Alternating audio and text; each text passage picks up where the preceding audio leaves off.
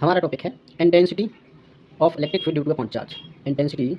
Intensity of electric charge of a due to a point charge.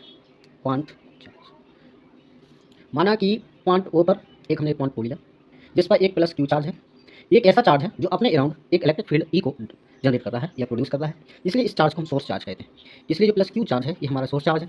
इससे बहुत ही कम distance पर, एक स्मॉल आर डिस्टेंस पर एक पॉइंट चार्ज लेंगे क्यू नॉट, जिस पॉइंट को हम लिखेंगे पी। इसी पॉइंट पी पर हमें इंटेंसिटी ऑफ इलेक्ट्रिक चार्ज को निकालना है। तो ये जो चार्ज है और इस चार्ज प्लस क्यू के द्वारा जो भी इलेक्ट्रिक फील्ड जनरेट किया गया है उस चार्ज के द्वारा इस क्यू नॉट चार्ज पर कोई इफेक्ट नहीं पड़ता, इसलिए इस क्यू नॉट चार्ज को हम फिक्स यस चार्ज बोलते हैं। इंग्लिश में इसको बोलते हैं फिक्स यस चार्ज या हिंदी में इसी को काल्पनिक आवेश कहते हैं। वो इसलिए क्योंकि प्लस क्यू चार्ज के द्वारा जो जनरेट हुआ है इलेक्ट्रिक फील्ड, उस इलेक्ट्रिक फील्ड का इस पर कोई इफेक्ट नहीं पड़ता, इसलिए इस चार्ज को हम फिक्स यस चार्ज कहते हैं। अब हमें कूलॉम लॉ से अब अच्छी तरह से जानते हैं कूलॉम लॉ को कि अगर हम दो चार्ज ले लें जो स्टेबल हैं, एक पॉइंट ए पर एक पॉइंट बी पर, जिसकी डिस्टेंस जो है स्मॉल आर रख लेंगे।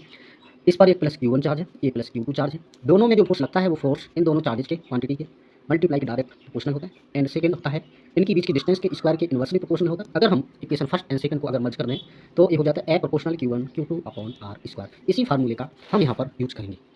तो हम जानते हैं कि इस पर विद्युत क्षेत्र की जो तीव्रता है या इंटेंसिटी ऑफ इलेक्ट्रिक फील्ड है वो F इक्वल टू जो फोर्स लगेगा Q not upon R square. A equation number first. और इसी के साथ हम निकालेंगे विद्युत क्षेत्र की तीव्रता vector E equal to vector F upon Q not. ये इक्वेशन नंबर 2 हो जाएगा।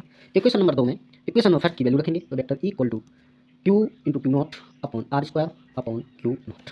तो ये हो जाएगा, अगर इसको थोड़ा और आगे बढ़ा दें तो ये हो जाएगा 1 upon K 4 pi epsilon not Q into Q not upon R square.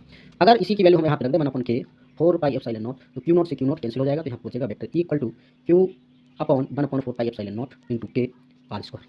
और यहीं पे अगर डाई इलेक्ट्रिक कांस्टेंट अगर 1 हो जाए तो इसको हम कहेंगे vector E equal to 1 upon 4 pi epsilon not into Q upon R square. इस प्रकार ये हमारी इंटेंसिटी ऑफ इलेक्ट्रिक फील्ड आ जाती है due to a point charge.